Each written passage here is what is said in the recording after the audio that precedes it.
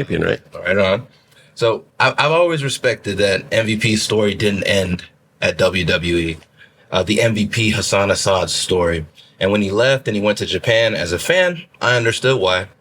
He was fulfilling his dream, and it wasn't just a random move. And he's talked about that many times on the show. So looking back, what did you think of MVP's New Japan run?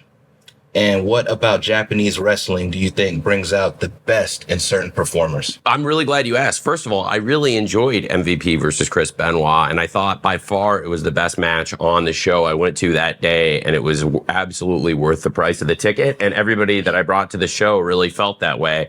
I was a big fan of yours, and I'm a big fan of Japanese wrestling, and seeing you with somebody that I first really got hooked on through the Super J Cup and the Super Juniors, and then watched in WCW and ECW, Chris Benoit. Actually, the first time I saw Chris Benoit was the NWA Tag Team Tournament, and then Super Brawl 3 against Too Cold Scorpio. Oh, what a match. 19 minutes and 59 seconds. Just one.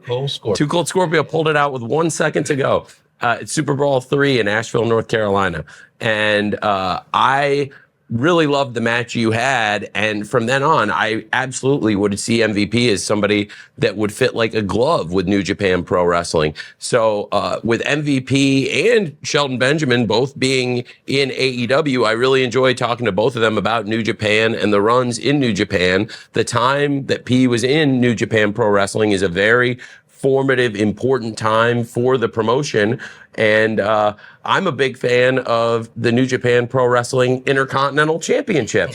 And I thought it was a great championship. It had some great champions and some classic matches. And I absolutely loved what you brought to New Japan Pro Wrestling. A really exciting, important time for that company in wrestling. And what it brought out of me, the other part of Dwayne's question, what I think, and I'd love to hear your perspective, what is it about Japanese wrestling that brings the best out of wrestlers? Like, through the years, we've seen lots of wrestlers that we know from American wrestling promotions, but when you see their stuff in Japan, it's like, yo, how come he doesn't wrestle like that over here? Yeah. Why do you think that is? It's fascinating to me. I knew that you would be somebody that would fit very well in New Japan Pro Wrestling because you were wrestling somebody that also brought it out of people. And I was a mark for Japanese wrestling. Like, I loved Japanese wrestling. And I tell people all the time, and you'll get this, my dream was to wrestle in Japan. My goal was WWE, but my dream was the Tokyo Dome. Makes sense. Makes a lot of sense. I don't exactly know why it is. I think now, I'm not sure it's as pronounced of a difference. Certainly when I watch the wrestling I grew up on in the 80s and 90s, you do see some harder hitting matches of that time, but I don't think that's unusual. And it's not just with New Japan or All Japan Pro Wrestling in the 80s. There's a huge difference I saw when people went from the Mid-South or UWF to go from the UWF or the Mid-South to go to the WWF, whether it's Jim Duggan, the Sheep Herders, the One Man Gang, Junkyard Dog, probably the best example. There's a big difference. Jim Duggan is one that's kind of amazing because you watch some of the Jim Duggan matches from like 1983, 1984. Really, Jim Duggan. Yeah, and then look 4 years later, it's a huge difference. So I think there's a similar thing there. There's just and I also don't think it really applies anymore because American television wrestling now is very hard hitting, very fast paced.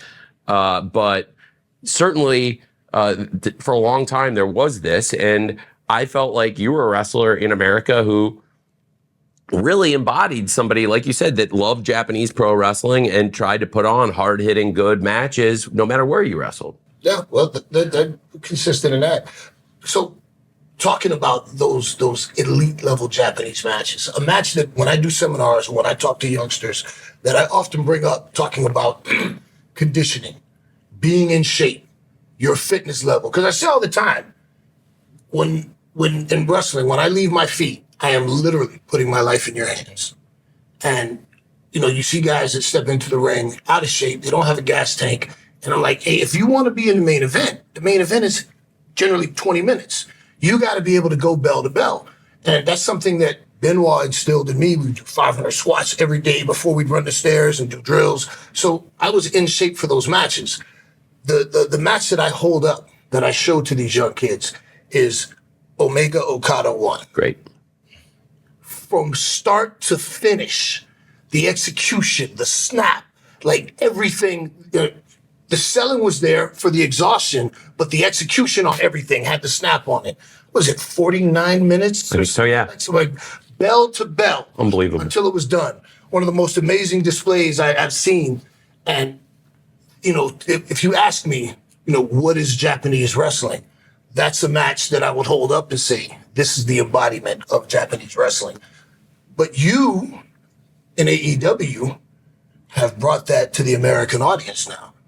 Because the AEW brand gives, well, just with the forbidden door. You know, you said, okay, look, I remember years ago I sent a tweet when I was on the New Japan bus with Machine Gun, Chad. Yeah. And Gallows?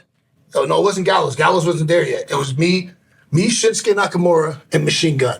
And I said, and I posted a picture. I said, standing with two of the best wrestlers you've never heard of at that time. Subscribe to Marking Out with MVP and Dwayne Swayze. New episodes drop every Monday, 1 p.m. Eastern.